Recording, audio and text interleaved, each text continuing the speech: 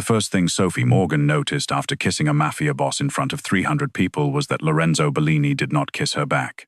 He did not grab her waist. He did not smile. He did not perform for the room.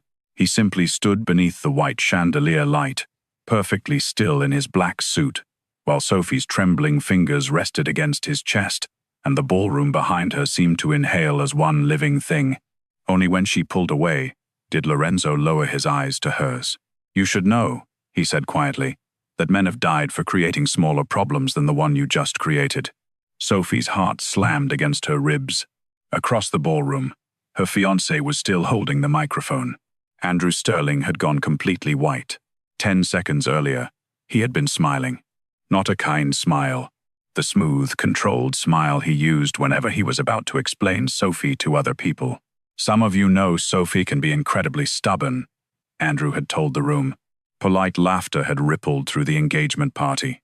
Sophie had stood beside him beneath an arch of white roses, champagne untouched in her hand. Andrew continued.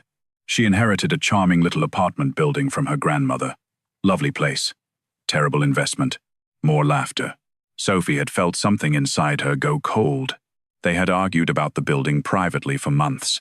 Andrew wanted her to transfer it into sterling capital before the wedding. She had refused every time, but she had never imagined he would turn that refusal into entertainment. Andrew slipped one hand into his pocket. The truth is, Sophie sometimes struggles to take advice from people who understand finance better than she does. A few guests looked away. Others smiled. Sophie remembered watching a woman near the stage lower her champagne glass because even she understood the cruelty before Andrew did. "My future wife," he continued, "has become a bit of an embarrassment lately." Silence. Andrew chuckled as though everyone should understand it was affectionate. Sophie did not. "Fortunately," he said, lifting his glass. "Once we're married, I'll take care of everything." Everything. The building. Her grandmother's home. Ertenol. Her signature. Here. Then Sophie saw Andrew glance toward the bar. Once. Then again. And a third time. There stood Lorenzo Bellini, 39 years old. Broad shoulders beneath an immaculate black Italian suit. Dark hair brushed back. No visible weapon. No need for one. Two men stood several yards behind him, but Lorenzo was the one everyone unconsciously left space around. Sophie had heard the Bellini name. Everyone in Chicago had. Restaurants that never sent him a bill. Judges who somehow remembered appointments when his lawyers called. Men who changed sidewalks when one of his black cars stopped at a curb. Andrew Sterling was terrified of him.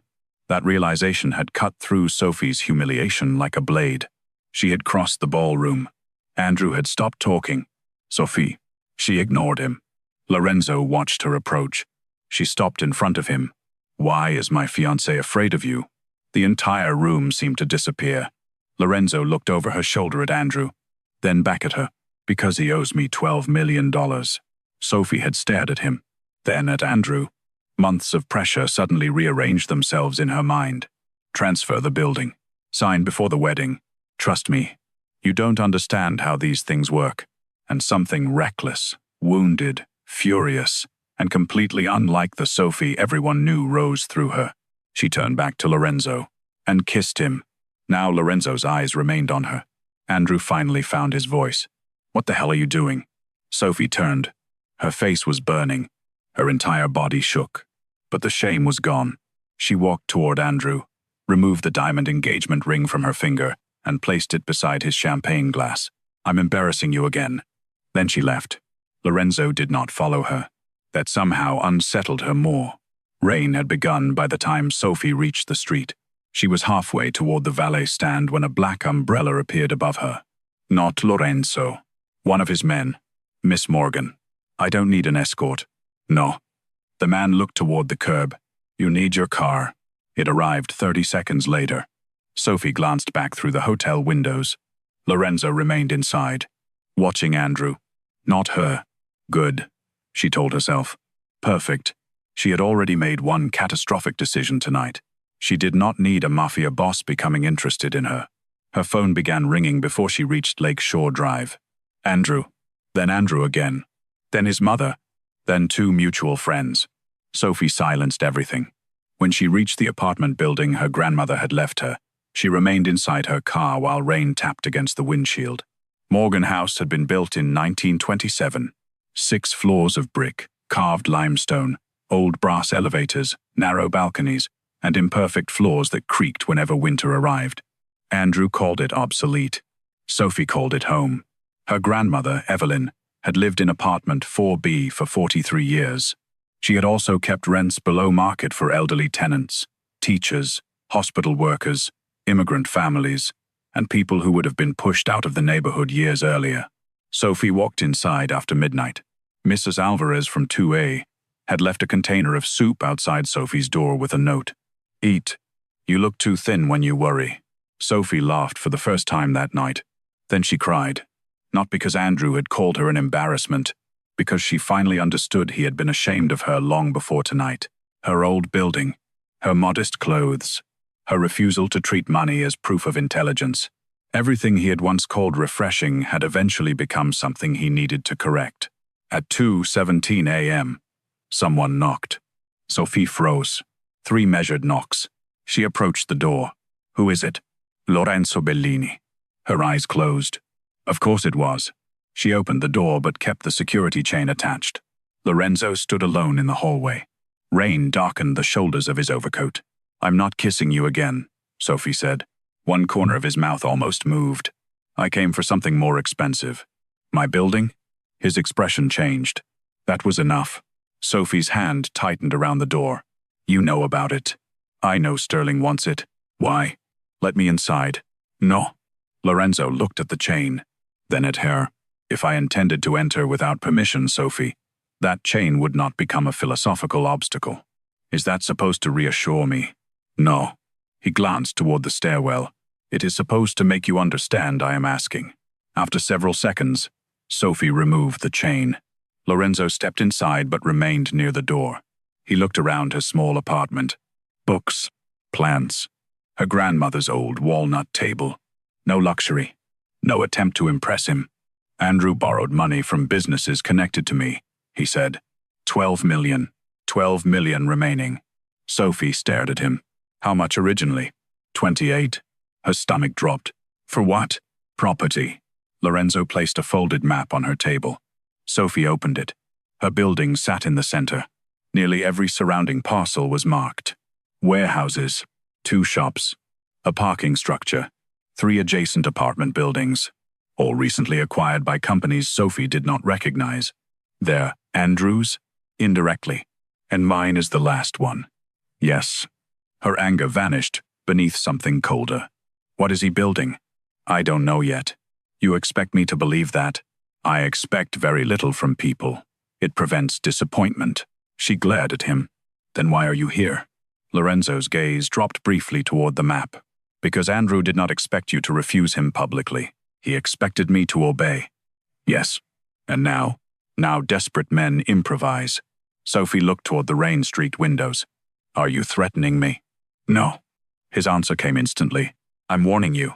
She looked back. The terrible thing was that she believed him. The next morning, Andrew was waiting outside Morgan House. No limousine. No assistant. No polished smile. "Sophie." She continued toward the front door. "Stop." He caught her wrist. The black sedan across the street opened before Sophie could react. Lorenzo stepped out. Andrew released her immediately. That frightened Sophie more than shouting would have.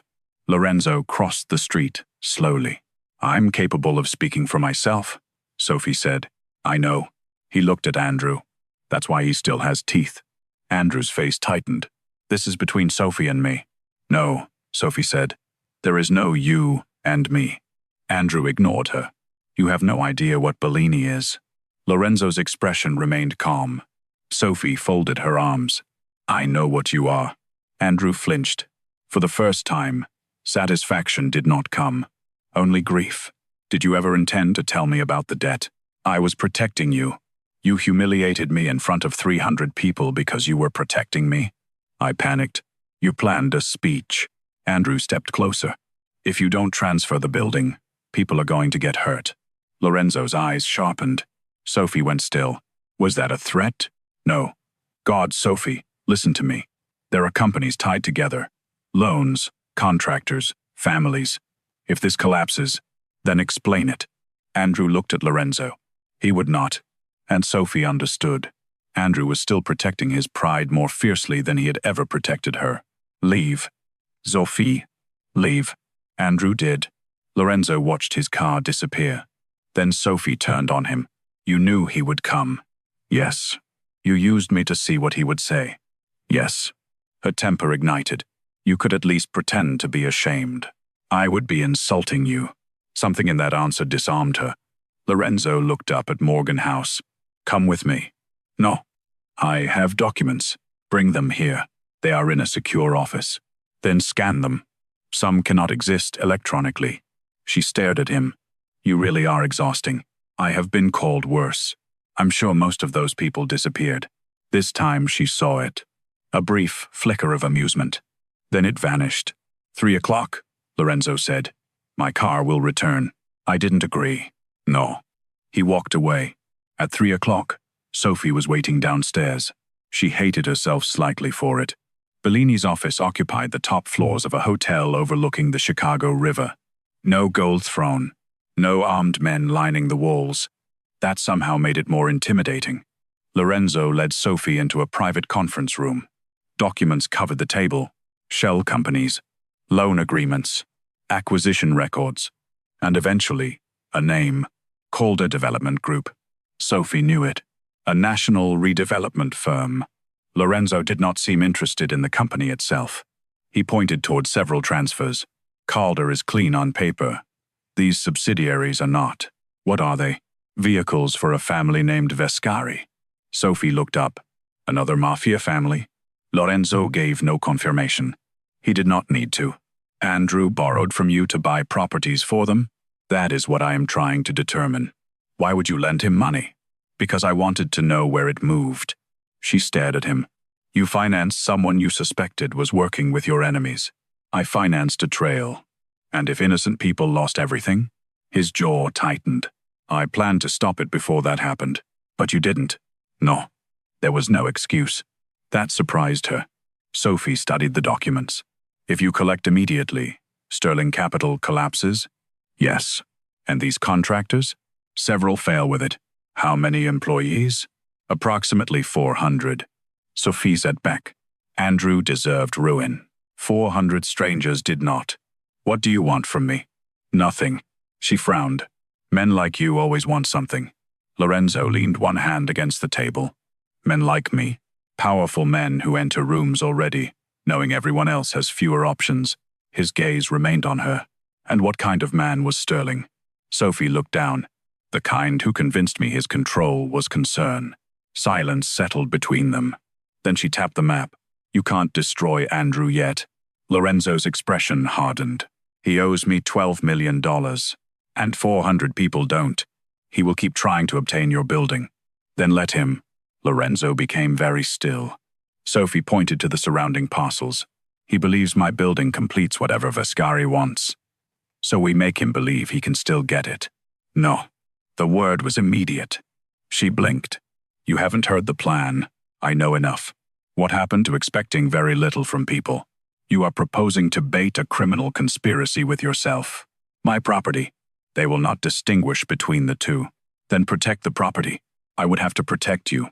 Sophie held his chaser. There it was. The first fracture in his composure. Not affection. Possession. Responsibility. Something dangerous. She smiled faintly. That sounds expensive. You have no idea. Their arrangement began the following Monday. Officially, Sophie had hired Bellini Asset Management to evaluate redevelopment options around Morgan House.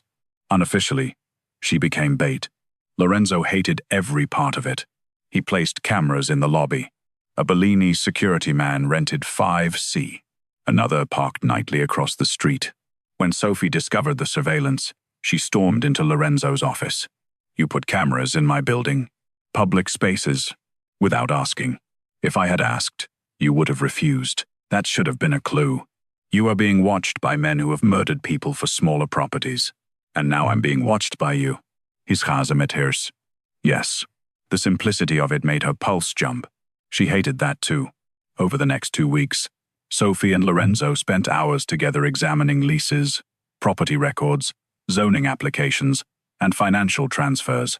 She learned he drank espresso without sugar. He learned she removed olives from every salad and abandoned them on his plate when she thought he was not looking. She discovered he never sat with his back to a door. He discovered she knew every tenant's birthday. One evening they returned to Morgan House after midnight and found Mrs. Alvarez struggling with grocery bags. Lorenzo carried them upstairs. The elderly woman looked him over suspiciously. "You are too handsome." Sophie choked. Lorenzo remained expressionless. Mrs. Alvarez pointed toward him. "That means trouble. I have been informed." She looked at Sophie. "Not for you." Lorenzo's eyes shifted toward Sophie. Neither spoke until the elevator doors closed. Then Sophie laughed. Lorenzo watched her. "What? I've never seen anyone terrify you before. She threatened me with soup. She likes you. A serious failure of judgment." Sophie smiled. The elevator stopped. The lights went out. Her smile vanished. Lorenzo moved immediately. One arm came across her body, pushing her behind him. The other reached beneath his jacket. A metallic impact echoed above them. Then another. Someone was forcing the elevator door from the floor above. "Behind me," Lorenzo said. "I'm already behind you. Stay there." The doors jerked apart 6 inches. A gun appeared through the opening. Lorenzo fired first. The weapon vanished. Sophie flinched at the deafening blast. Lorenzo grabbed her hand. Emergency lights flashed red. He pried open the lower panel, forced the doors apart at the next floor, and moved Sophie into the hallway. 2 men were running toward the stairwell. Bellini's security appeared from the opposite end. Gunfire erupted. Lorenzo pressed Sophie against the wall and covered her body with his. She could feel his heartbeat. Steady, almost unnaturally steady. Then someone shouted that the stairwell was clear. Lorenzo stepped back. Blood marked his cuff. Sophie stared. "You're hurt." "Not mine." She looked at him differently then. Not because she had forgotten what he was, because she had just seen it. The violence he carried so quietly. The man capable of shielding her with his body and killing someone in the same breath. "You should be afraid of me," Lorenzo said. Sophie swallowed. "I am." Something unreadable moved through his eyes. She continued. "That isn't the same as wanting you to leave." For the first time, Lorenzo looked away first. The attack changed him. 2 black SUVs began following Sophie everywhere. He personally checked Morgan House every night. 3 nights later, Sophie looked through her bedroom window at 2 in the morning and found Lorenzo standing beside his car in the rain. She went downstairs. "You have people for this?" "Yes." "Then why are you here?" Rain ran across his hair and collar. "I was nearby." "At 2 in the morning?" "Yes." "You're a terrible liar." "I am an excellent liar." "Then why are you terrible at lying to me?" His jaw shifted. Sophie stepped beneath the building awning. For several seconds, neither spoke. Then Lorenzo lifted one hand as if he meant to touch her cheek. He stopped inches away. His fingers curled. He lowered his hand. "Go upstairs." Her pulse quickened. "You almost touched me." "No." "You absolutely did." His eyes darkened. "Sophie, why didn't you?" "Because the last time you kissed me, you were angry at another man." The answer silenced her. "And if I kissed you now?" Lorenzo took one slow step closer. "You should not ask questions you are not prepared to have answered." Every instinct told Sophie to move. She did not. Then a black SUV turned the corner too fast. Lorenzo's expression changed instantly. He pushed Sophie through the doorway as bullets shattered the glass behind them. They moved her to a safe house that night. Not a basement, not a bunker. A vast stone mansion along Lake Michigan where floor-to-ceiling windows overlooked black water and armed guards patrolled the grounds. Forced proximity changed everything. Sophie saw Lorenzo at breakfast without a jacket, sleeves rolled over tattooed forearms. She watched him negotiate a dock dispute over the phone with terrifying calm, then spend 20 minutes repairing the broken clasp on her grandmother's necklace because Sophie refused to let one of his assistants send it to a jeweler. One snowy evening, they stood in the kitchen during a power interruption while backup generators started. Sophie looked at him across candlelight. "What did your father teach you about people?" "Everyone leaves when staying becomes expensive." "That sounds lonely." "It is useful." "And your mother?" Lorenzo's expression softened almost imperceptibly. "She believed buildings remembered who loved them." Sophie smiled. So that's why you understand Morgan House. He looked at her. No. Then why? Because you do. Her breath caught. Lorenzo seemed to realize what he had said. He turned toward the window. Sophie approached him. Lorenzo. Don't what? Make me forget why you are here. Before she could answer, his phone rang. The moment died. The news was worse. Andrew had disappeared, and someone had sent photographs to Chicago gossip sites showing Sophie entering a hotel with him. The timestamp was from 2 nights earlier. Impossible. Sophie had been at the safe house, but the woman in the photographs looked exactly like her from a distance. Samekot. Same hair. Andrew's hand at her back. Headlines erupted within hours. Jilted financier secretly reunites with former fiancé. Bellini's men looked uncomfortable. Lorenzo said nothing. That hurt more. You think they're real. I think photographs are evidence until disproven. Sophie stared at him. So after everything you believe I met Andrew? I said nothing of the kind. You didn't have to. Sophie, you watch everything. Every street, every camera, every person, but apparently not me. His face hardened. Where were you 2 nights ago? She laughed once in disbelief. In your house. Not between 11:40 and midnight. Sophie went still. She had gone outside. Alone. To call Mrs. Alvarez because the woman had been frightened after the shooting. The lakeside camera had malfunctioned during the storm. Lorenzo continued. You were unaccounted for 19 minutes. And you think I somehow teleported downtown? I think Viscari has access inside my security structure. Then investigate your people. I am. But you're investigating me too. Yes. The word landed like betrayal. Sophie's eyes burned. She nodded slowly. At least Andrew waited almost 2 years before deciding I was something he needed to control. Lorenzo's expression changed. Sophie. She walked past him. He caught her arm.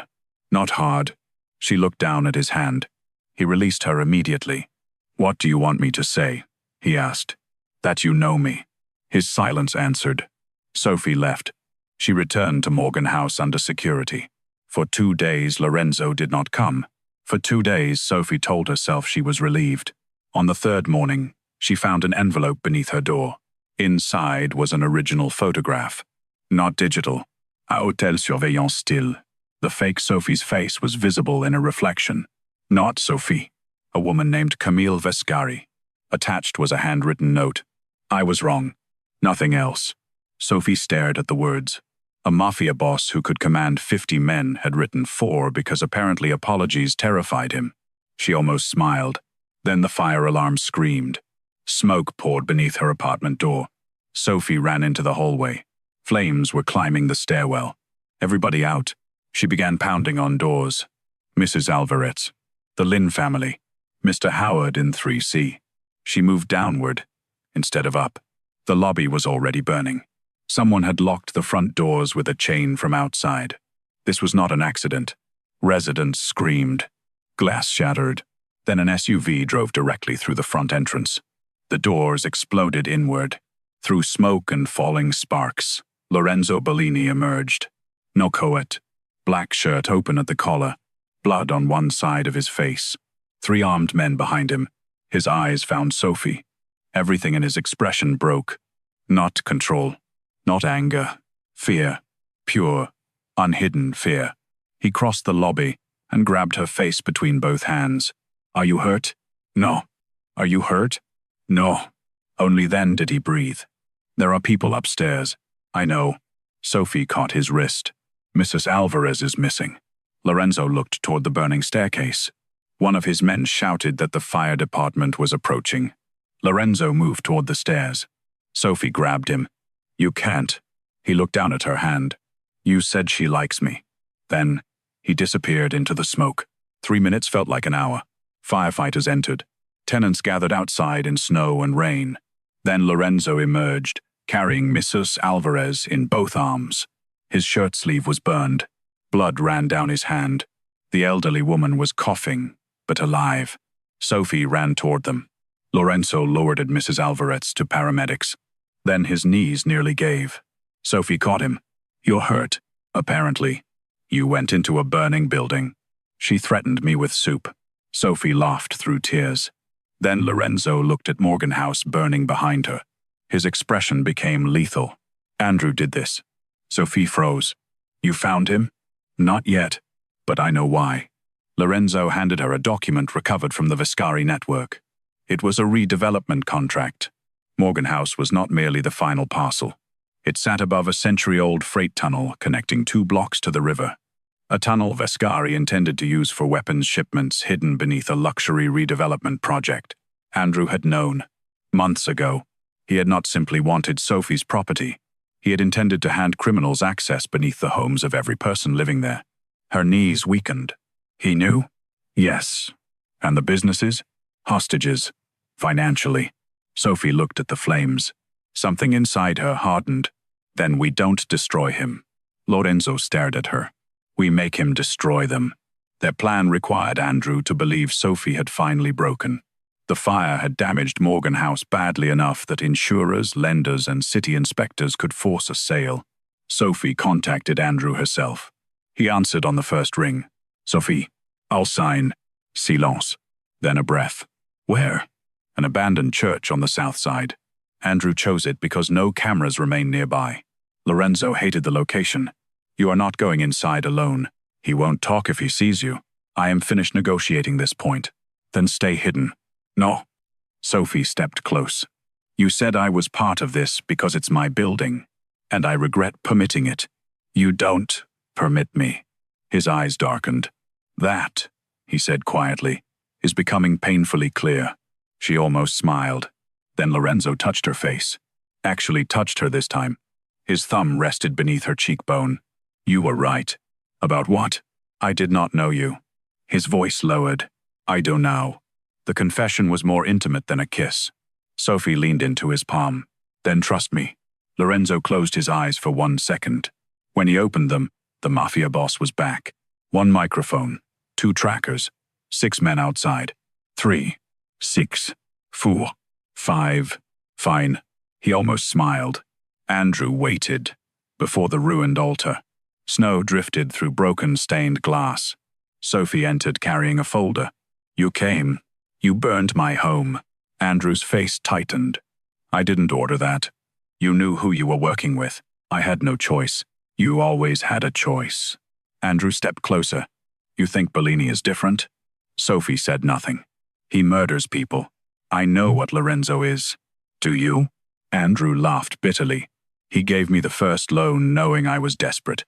He let me keep borrowing because he wanted Viscari. And you kept borrowing because you wanted to be richer. I wanted us to have everything. No, you wanted me to become something you could display beside everything. Andrew's mask fractured. You kissed him to humiliate me. Yes. The answer surprised him. Sophie continued. But loving you was the part that humiliated me. Andrew's eyes filled with fury. He pulled a gun. 5 red laser points appeared across his chest from the darkness. Lorenzo stepped from behind a pillar. Andrew laughed. Of course. Lorenzo's voice was almost gentle. Put it down. You won't shoot me. Too many companies collapse if I die. Sophie watched Andrew carefully. That was what they needed. His arrogance. His certainty. You're right, Sophie said. Andrew glanced at her. She held up the documents. That's why I'll sign.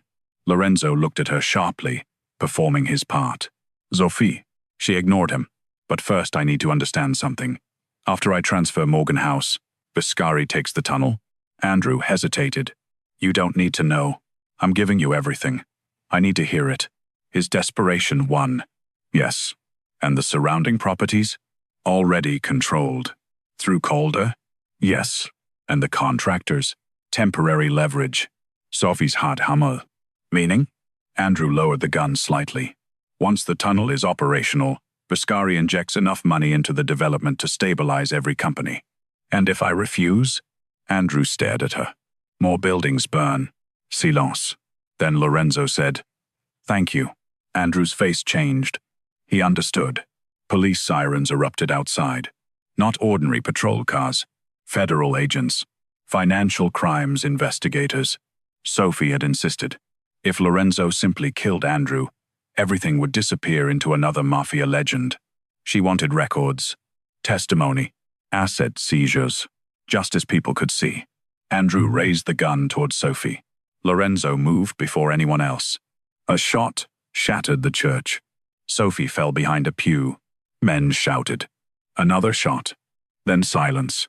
When Sophie looked up, Andrew lay wounded beside the altar, alive, his gun several feet away. Lorenzo stood between them. Blood spread across his shoulder. Sophie ran to him. "You're shot. It appears tonight is committed to proving I can bleed." Lorenzo. His knees hit the stone floor. Sophie caught his face. For the first time, fear overwhelmed her. His eyes stayed on hers. Not the agents rushing Andrew. Not his men. "Here, I should have kissed you back," he murmured. Sophie stared at him. "What?" "At the engagement party." She laughed despite the tears. "You choose now to tell me? I dislike unfinished business." She pressed her forehead against his. "Then don't d." His bloody hand closed around hers. "An order?" "Yes." Lorenzo's mouth curved faintly. "I find I take those from you disturbingly well." Andrew survived, which, Lorenzo later observed, was unfortunate but strategically useful. His testimony dismantled the Vescari redevelopment operation. Federal seizures protected the legitimate businesses from collapse. Calder's shell network unraveled. Several officials resigned. Others were arrested. And Morgan House? Morgan House survived too. 6 months later, Sophie stood on the sidewalk as workers restored the carved limestone above the entrance. Insurance had covered part of it. The rest came from a neighborhood preservation fund Sophie created using settlement money recovered from Sterling Capital. No Bellini money. She had insisted. Lorenzo had argued. She had won. Mostly. He secretly purchased the failing bakery next door and leased it back to the elderly owner for $1 a year. Sophie discovered this because Lorenzo was terrible at hiding kindness from her. Winter became spring. Their relationship remained something no one around them understood. Lorenzo never asked Sophie to move into his mansion. Sophie never asked him to leave his world. He still frightened people. He still disappeared into meetings she knew better than to ask about. He still carried violence beneath his immaculate suits. But he began calling before sending security. Mostly. He stopped putting cameras in her building without permission, after she found the third one, and every Thursday night, no matter what empire demanded his attention, Lorenzo ate dinner in Sophie's apartment. One rainy evening, almost a year after the engagement party, Sophie found him standing beside her grandmother's old table. A small velvet box rested between his hands. She stopped. "Absolutely not." Lorenzo frowned. "You have not heard the question. I know what boxes mean. This one belonged to my mother." That silenced her. He opened it. Inside was not a diamond. It was an old brass key. Sophie stared. "What is that?" "My mother's house on Lake Como." Sophie looked at him. Lorenzo's expression was unusually unguarded. She believed houses remembered who loved them. "I remember. I have not entered hers since she died." Sophie's throat tightened. He placed the key in her palm. "Come with me. Not marry me. Not belong to me. Not become Mrs. Bellini. Come with me." For Lorenzo it was more terrifying. Sophie curled her fingers around the key. "Are there cameras?" "Probably." "Lorenzo, I will remove them. All of them." He sighed. "You negotiate like a criminal. I learned from terrible company." She stepped closer. The rain whispered against the windows. Below them, Morgan House glowed warm against the Chicago night. Lorenzo touched her waist. Slowly, giving her every opportunity to move away. She didn't. "One more condition," Sophie said. His eyes narrowed. "Of course." This time, she slid her hand into his jacket and pulled him closer. "Kiss me back." For the first time since the night she had crossed a ballroom out of fury, Lorenzo Bellini stopped resisting what had been growing between them. He kissed her slowly. Not like a mafia boss claiming something. Not like a powerful man collecting another possession. Like a man who had spent his entire life believing everyone left when staying became expensive, and had finally met the woman for whom he would gladly pay any price. Outside, black cars waited beneath the rain. Somewhere in Chicago, men still lowered their voices when they spoke Lorenzo Bellini's name. But inside the old apartment building Andrew Sterling had once called an embarrassment, the most feared man in the city stood with Sophie Morgan beneath her grandmother's ceiling, holding her as though this imperfect, Stubborn Place had become the safest territory he had ever known. And when Sophie finally pulled away, Lorenzo rested his forehead against hers. "You realize," he murmured, "you started all of this by kissing a stranger." Sophie smiled. "No." Her fingers tightened around the brass key. "I started it by finally refusing to surrender." And Lorenzo Bellini looked at her the way he had learned to look at only one person in the world. Not as something fragile to protect, not as property to possess, but as the one woman powerful enough to make a dangerous man choose devotion over control. Then the lights of Morgan House burned against the rainy Chicago skyline, and for the first time in Lorenzo Bellini's life, home was not a place guarded by guns. It was wherever Sophie Morgan was waiting.